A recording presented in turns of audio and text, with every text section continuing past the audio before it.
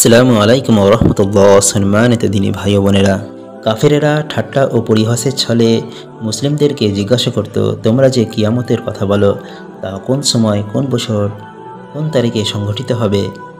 তাদের এই প্রশ্নের উত্তর কোরআন ও হাদিসে কি বলা হয়েছে সে সম্পর্কে আজকে আলোচনা করা হবে ইনশাআল্লাহ। হাদিসে এসছে, নবী করিম সাল্লাল্লাহু আলাইহি ওয়াসাল্লাম বলেছেন, লোকেরা পথে চলাফেরা করবে, বাজারে কেনাবেচা করতে থাকবে, নিজেদের মজলিসে বসে আলাপ আলোচনা করতে থাকবে। এমন সময় হঠাৎ সিংহায় ফুঁক দেওয়া হবে। কেউ কাপড় কিনছিল, হাত থেকে রেখে দেওয়ার সময়টুকু পাবে না, সে শেষ হয়ে যাবে। কেউ নিজের পশুগুলোকে পানি পান করার জন্য জলাধারা ভর্তি করবে, তখনও পানি পান করানো শুরু করবে না, তার আগেই কিয়ামত হয়ে যাবে। কেউ খাবার খেতে বসবে এবং এক গ্লাস খাবার মুখ পর্যন্ত নিয়ে যাবার সুযোগও পাবে না। বুখারী শরীফ 6506 নম্বর হাদিস। সূরা ইয়াসিন এর 49 নম্বর আয়াতে সে বিষয়ে আলোচনা করা হয়েছে, যেখানে বলা হয়েছে, তারা তো অপেক্ষায় আছে এক বিকট শব্দের, যা তাদেরকে আঘাত করবে তাদের বাক বিতণ্ডকালে।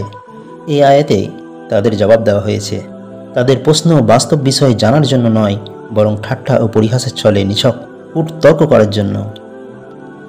এ ব্যাপারে তারা একথা বলতে চাচ্ছিল যে কোনো কিয়ামত হবে না, তোমরা খামোখা আমাদের ভয় দেখাচ্ছ। এ কারণে তাদের জবাবে বলা হয়নি কিয়ামত অমুক দিন আসবে, বরং তাদেরকে বলা হয়েছে তা আসবে এবং প্রচণ্ড শক্তিতে আসবে। জানার জন্য হলেও কিয়ামতের সন তারিখের নিশ্চিত জ্ঞান কাউকে না দেয়াই স্রষ্টা সৃষ্টির রহস্যের দাবি ছিল। নির্বোধদের এই প্রশ্ন অনর্থক ও বাজে ছিল, তাই এর জবাবে কিয়ামতের তারিখ বর্ণনা করার পরিবর্তে তাদেরকে হুঁশিয়ারি করে দেওয়া হয়েছে যে বিষয়ের আগমন অবশ্যম্ভাবী তার জন্য প্রস্তুতি গ্রহণ করা এবং সান তারিখের খোঁজাখুঁজিতে সময় নষ্ট না করাই বুদ্ধিমানের কাজ। কিয়ামতের খবর শুনে বিশ্বাস স্থাপন করা এবং সৎকর্ম সম্পাদন করাই ছিল বিবেকের দাবি।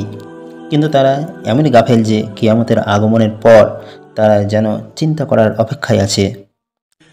তাই বলা হয়েছে যে তারা কিয়ামতের অপেক্ষা করছে, অথচ কিয়ামত আস্তে আস্তে ধীরে সুস্থে আসবে এবং লোকেরা তাকে আসতে দেখবে এমনটি হবে না, বরং তা এমনভাবে আসবে যখন লোকেরা পূর্ণ নিশ্চিন্ততায় সহকারে নিজেদের কাজ করবারে মশগুল থাকবে এবং তাদের মনের ক্ষুদ্রতম কোণেও এ চিন্তা জাগবে না যে দুনিয়ার শেষ সময়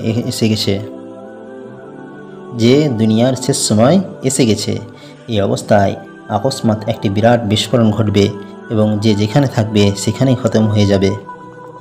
তাই হাদিসে এসছে, নবী করিম সাল্লাল্লাহু আলাইহি ওয়াসাল্লাম বলেছেন, লোকেরা চলাফেরা করবে, বাজারে কেনাবেচা করতে থাকবে, নিজেদের মজলিসে বসে আলাপ আলোচনা করতে থাকবে। এমন সময় হঠাৎ সিংহায় ফুঁক দেওয়া হবে। কেউ কাপড় কিনছিল, হাত থেকে রেখে দেওয়ার সময়টুকু পাবে না, সে শেষ হয়ে যাবে।